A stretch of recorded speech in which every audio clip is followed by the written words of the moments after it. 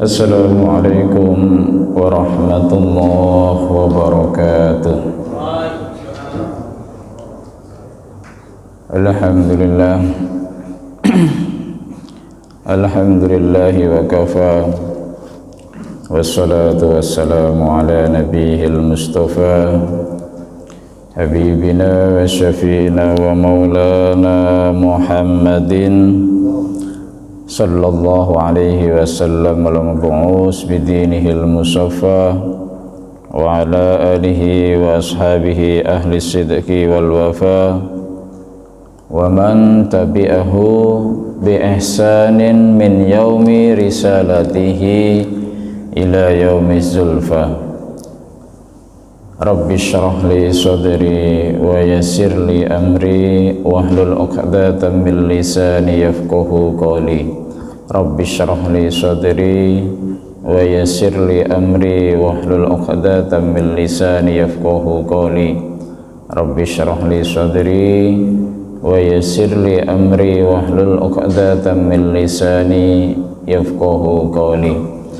Wa ila hadratin nabiyil mustafa Muhammadin rasulillahi sallallahu alaihi wasallam wa ala alihi wa ashabihi wa azwajihi wa auladihi wa dhurriyyatihi wa jami'al ibadi ajma'in summa la jami' ikhwanihim al-anbiya wal mursalin wal awliya wa syuhada wa salihin wa sahabati wa tabi'in wal ulama'il 'amilin al mukhlisin wal musannifin wal mufassirin a'immatil arba'atil mujtahidin wa jami'il mujahidin fi sabilillahi rabbil alamin wal malaikatil muqarrabin.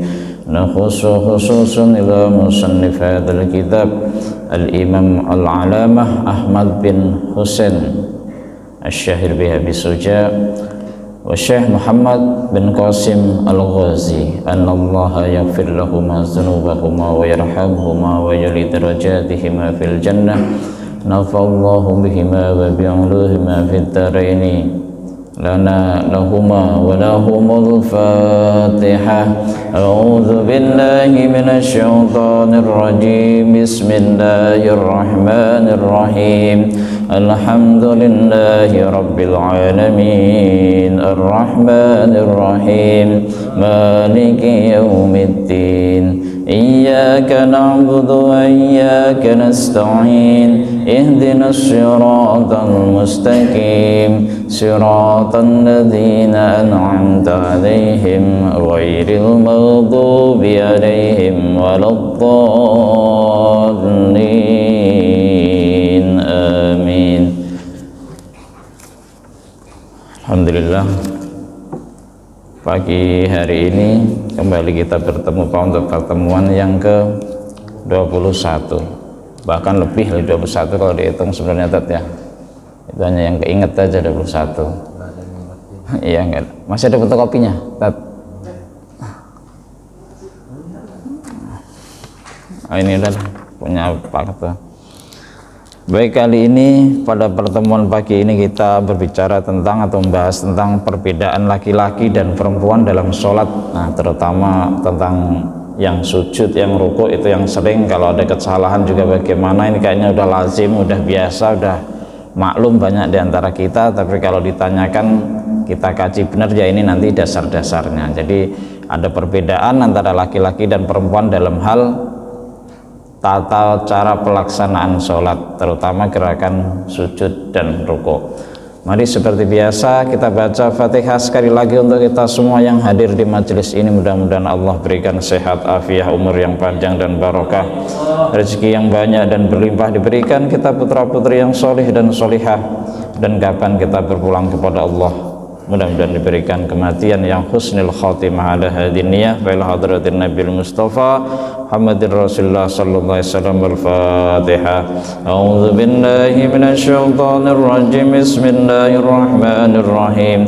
Alhamdulillahi rabbil alamin arrahmanir rahim maliki yaumiddin iyyaka na'budu wa iyyaka nasta'in ihdinas siratal mustaqim صراط الذين أنعمت عليهم غير المغضوب عليهم ولا الضالين. 'Alamin. Amin. tema kita kali ini agak banyak nih Pak. Nanti kalau cukup waktunya ya kita selesaikan, kalau enggak mungkin yang perbedaan laki-laki dan perempuan ini. Tapi sebenarnya ini enggak terlalu muskil, banyak yang udah kita biasa praktekkan dan kerjakan dan udah biasa kita pahami juga. Kelihatannya banyak temanya, mudah-mudahan selesai pada pagi hari ini. Mari sama-sama kita baca kitabnya, yaitu tentang perbedaan laki-laki dan perempuan dalam sholat dan hal-hal yang membatalkan sholat.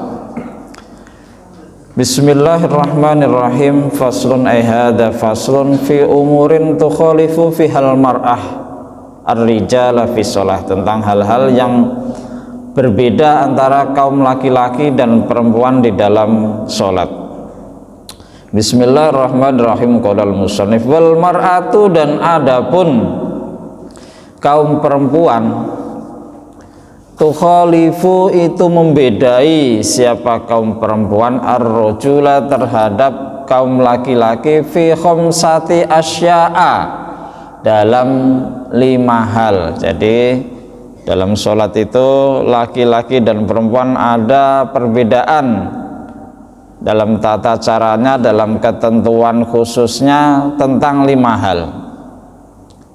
Apa yang pertama, kalau dalam kitab ini khusus untuk laki-laki dulu, bagaimana yang laki-laki itu dalam posisinya atau tata cara pelaksana dalam sholat. Kata kitab ini, farrajulu yujafi ayarfa'u mirfaqaihi an jambaihi. Farrajulu, dan adapun laki-laki, yujafi itu mengangkat atau merenggangkan mirfaqaihi di antara 2 sikunya, anjambaihi dari lambungnya atau dari pinggangnya. Jadi saat sujud, saat rukuk, laki-laki itu merenggangkan atau menjauhkan sikunya dari pinggang, dari lambung atau pinggang. Nah, biasa kan Pak ya, udah biasa. Kalau laki-laki rukuknya sama sujudnya beda sama perempuan. Kalau laki-laki nggak boleh, kalau perempuan kan ke dalam, tangannya dipepetin ke lambung. Kalau laki-laki ini tangannya di samping hatwa mengkibahi idealnya. Tapi kalau nggak itu juga nggak apa-apa, karena juga nggak rukun ya. Ini tata cara yang ini, tapi yang bagus yang dicontohkan Nabi ini. Jadi samping ini tangannya biasa menjauh dari lambung atau perut ya, jadi begini, nggak begini kan, kalau pelan gini, nah ke dalam. Nah kalau kita laki-laki, nah keluar dari ini lambung atau pinggang. Jadi itu kalau untuk yang laki-laki.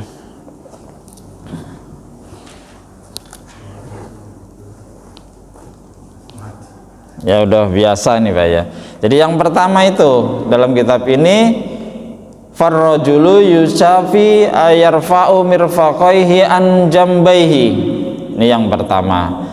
Terus yang kedua, wa yukillu ayarfa'u batanahu am fakhidhaihi fir ruku'i wasujud, sama. Jadi rukuk juga sama.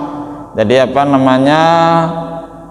ini kalau kita otomatis posisinya begitu, berarti lambung kita nggak sentuhan dengan paha kita, jadi sama posisinya, direnggangkan.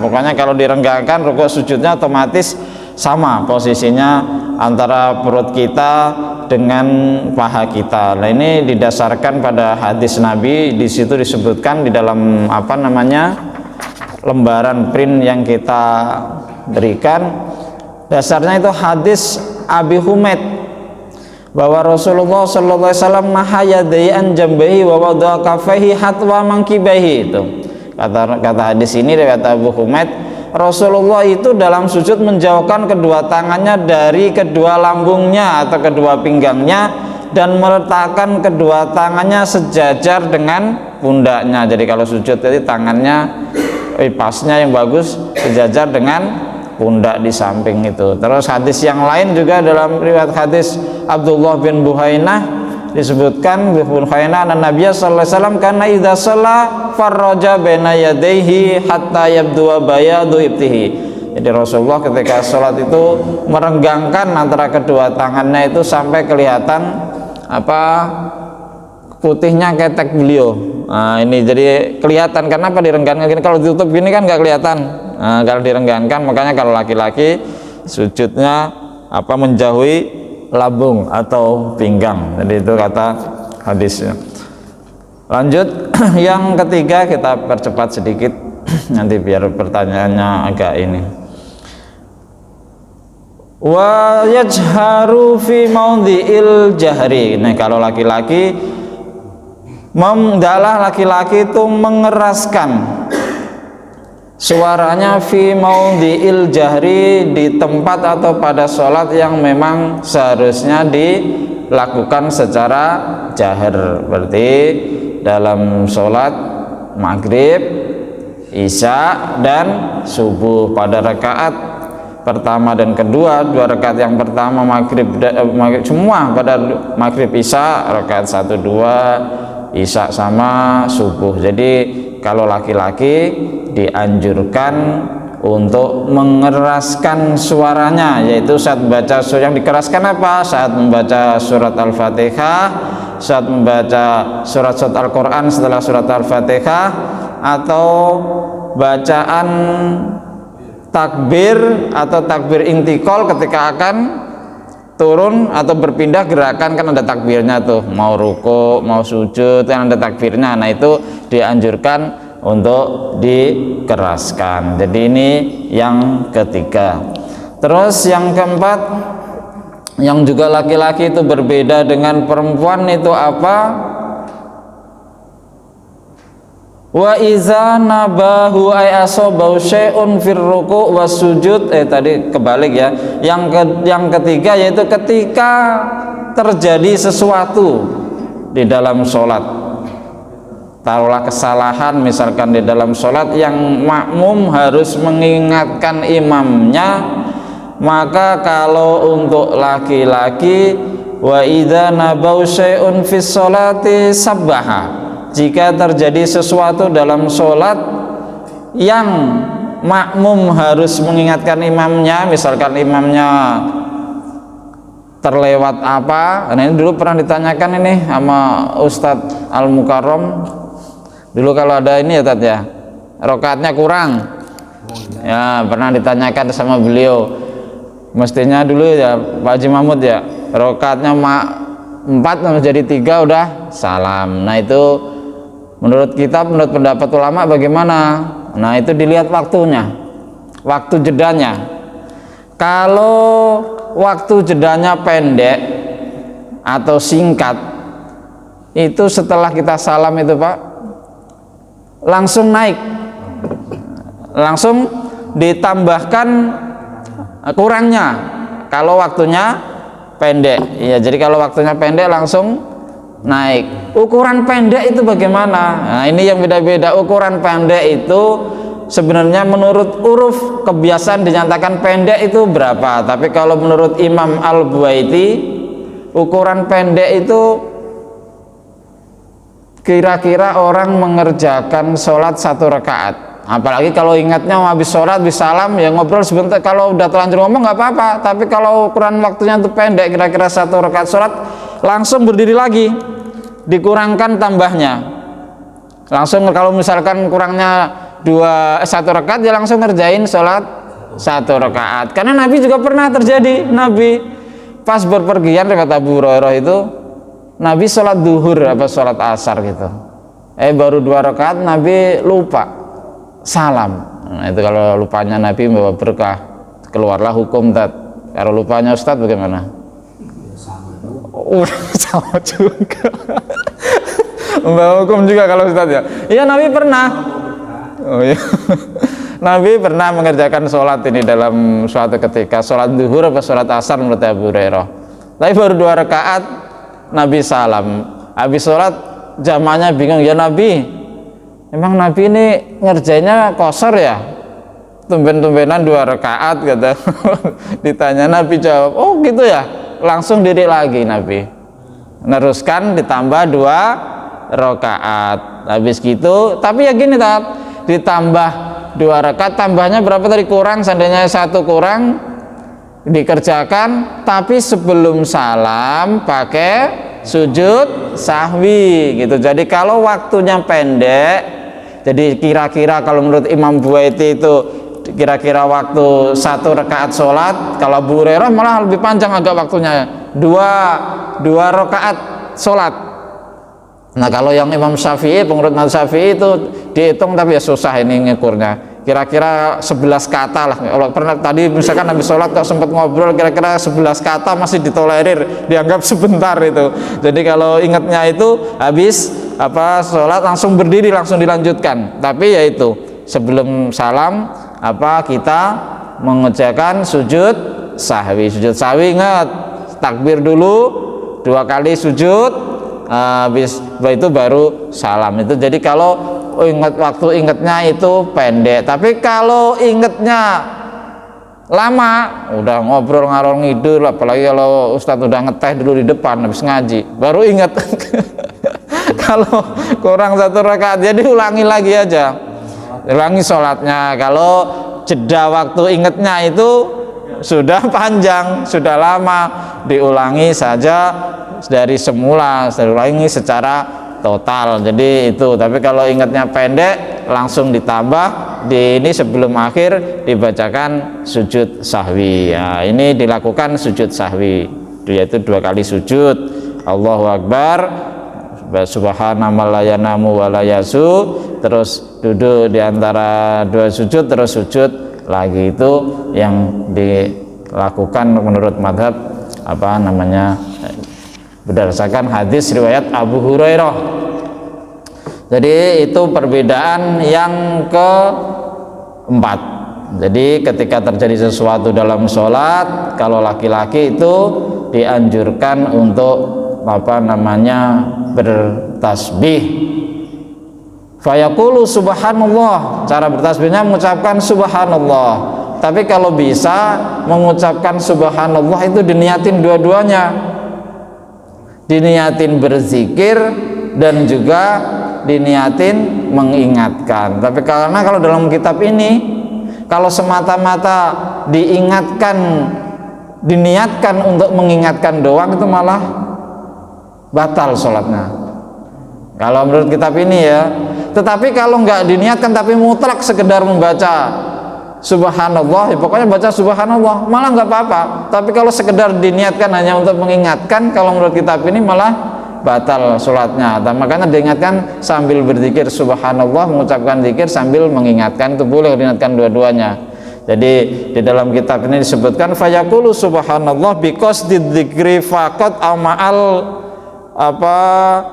i'lami aw atla qalam tabtu salatu awal i'lami faqat batalat. Jadi dengan niat berzikir faqat aw mal i'lami aw atla qalam tabtu salatu. Tapi di sini bisa juga untuk mengingatkan, tapi ada perbedaan. Yang hanya untuk mengingatkan doang itu ada yang boleh, tapi ada yang dinyatakan batal. Makanya bagusnya idealnya kita niatkan saja sambil berzikir, kita mengingatkan. Jadi ini kalau menurut Syekh Abi Suja. Nah, menurut pendapat yang lain juga berzikir mengingatkan juga memang karena itu tandanya ada kesalahan untuk mengingatkan, biar imam ingat, tahu bahwa melakukan kesalahan apa harus diperbaiki, ya nggak apa-apa juga kalau menurut yang lain. Jadi menurut kitab ini mazhab Syafi'i Abi Suja, kalau yang paling bagus diniatkan kedua-duanya. Terus yang terakhir, yang kelima adalah menutup aurat. Dalam hal menutup aurat laki-laki dan perempuan ya tentu beda. Kalau laki-laki kan auratnya hanya antara pusar sampai dengan di atas lutut. Kalau lututnya sendiri nanti nggak aurat, berarti ke atasnya ini ya, jadi bentuknya dari pusar sampai dengan lutut, berdasarkan hadis riwayat Ayyub al-Ansari mafaqar rukbataini minal aurah wa masfala minas surah al-aurah. Jadi apa yang ada di antara pusar sama lutut itu adalah aurat. Ini untuk yang laki-laki. Nah sekarang yang perempuan berarti sebaliknya itu.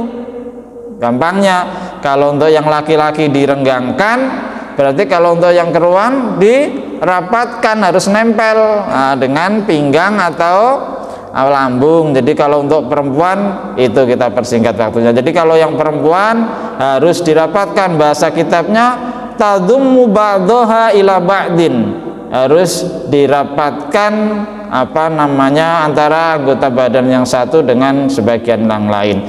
Lalu yang kedua, kalau untuk perempuan wa tahfadhu sautaha, yaitu merendahkan atau memelankan suaranya pada saat sholat, sholat bihadratir rijali al ajanibi, jika sholat di dekatnya ada lelaki asing. Lelaki asing itu apa maksudnya? Bukan mahramnya. Jadi ini untuk perempuan. Perempuan boleh nggak jadi imam dalam sholat? Ayo Tat, boleh nggak? Iya. Jadi kalau perempuan boleh nggak jadi imam dalam sholat? Boleh, tetapi khusus untuk perempuan, jamaahnya perempuan. Kalau di situ ada laki-laki nggak boleh. Atau di situ misalkan jamaahnya perempuan semua, tapi di masjid, yang di masjid itu kebetulan masih ada laki-laki di situ, nggak boleh. Karena apa? Suara perempuan itu menggoda. bahasa Pak Haji Mahmud mengandung kata tadi, kalau kata imam ini li khawfil iftinan, benar begitu. Jadi kalau perempuan itu khusus hanya untuk perempuan, dan perempuan itu boleh mengeraskan bacaan sholatnya ketika memami sama perempuan, tapi dengan syarat di situ tidak ada lelaki yang atau bukan mahram. Tapi kalau di antara sesama mahram perempuan itu boleh suaranya kencang. Jadi menurut pendapat Imam Syafi'i dalam kitab Al-Majmu' karya Nawawi juga disebutkan wa amal mar'atu, ada perempuan faqala aksaru ashabina in kanat tusalli kholiyatan au bihadratin nisa au rijalin maharima fajaharat bil qiraah. Jadi perempuan itu menurut sebagian besar madhab Syafi'i, kalau sholatnya itu di tempat yang sepi, nggak ada laki-laki lain yang bukan mahram, maka atau dia sholatnya sama-sama perempuan, dia menjadi imam bagi perempuan yang lain, atau di hadapan mahramnya, hadapan anaknya, di hadapan ayahnya, di hadapan keponakannya, itu mahram. Mahram itu apa sih? Yang haram dinikahi. Ini yang sering salah paham ya, kalau ustadz sama istrinya ya bukan mahram, kan boleh dinikahi istrinya, itu bukan mahram. Kadang-kadang orang istilahkan sering begitu salah. Jadi yang mahram di hadapan mahramnya itu tidak boleh, terutama laki-laki lain ya. Laki-laki lain, kalau suami kan sudah menjadi ini pasangannya, udah biasa dengar suara istrinya. Nah, jadi itu boleh kalau dia di keluarga boleh ya. Kalau di keluarga boleh, karena Rasulullah juga sama. Berdasarkan riwayat Abu Hurairah, riwayat Abu Hamid pernah menunjuk Ummu Waraqah binti Abdullah bin Haris menjadi imam di dalam keluarganya.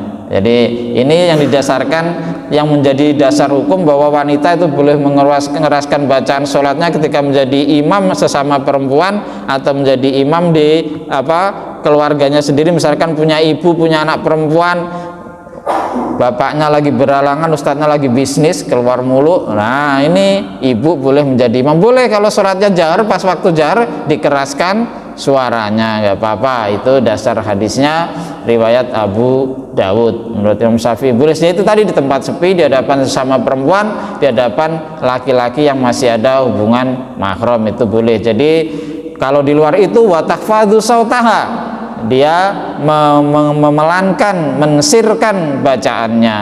Terus juga wa idza naba syai'un fi shalat safaqat, ketika terjadi sesuatu yang jamaah atau makmum itu terpaksa harus mengingatkan imam. Kalau laki-laki dengan tasbih, kalau perempuan dengan tasfik. Apa tasfik itu? Memukulkan, atau kalau bahasa kita biasanya diartikan bertepuk, ya kan, menepuk tangan. Tapi bertepuknya bukan begini nih, bukan. Kalau ibu-ibu ya diperhatikan, bukan bertepuk tangan gini, tapi kalau banyak berkali-kali kayak main-main malah batal sholatnya. Dalam kitab ini disebutkan main-main, pok.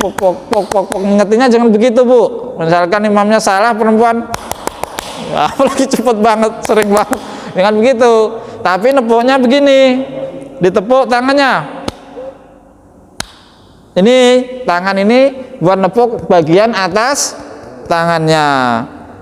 Lakukannya juga kalau bertepuk jangan terlalu berturut-turut langsung mualah gitu. Ntar kalau berkali-kali jadi fi'lul kasir, jadi fi'il yang banyak. Ini terus, jadi pok, ada jedanya, pok. Nah itu namanya tata caranya seperti itu. Jadi semua yang kita kerjakan dalam sholat usahakan, kalau menurut Imam Syafi'i, lagi-lagi saya sampaikan, Imam Syafi'i itu yang paling hati-hati dalam sholat. Fi'lul kasir itu kalau menurut Imam Syafi'i membatalkan, nanti membatalkan sholat, di belakang ada. Jadi fi'lul kasir itu patokannya apa? Nanti juga disebutkan nanti. Jadi kalau bisa melakukan sesuatu dalam sholat itu jangan berturut-turut, kasih jeda biar nggak kehitungnya mualah. Kalau jedanya biar sebentar, itu biarpun banyak nggak kehitung mualah. Jadi kalau langsung berturut itu nggak ada jedanya lanjut gitu langsung, itu namanya mualah. Maka disiasatin begitu. Misalkan kalau kayak kadang kan apa ya, orang yang sholat ketika ada baris yang kosong kan kita bergeser tuh jalan.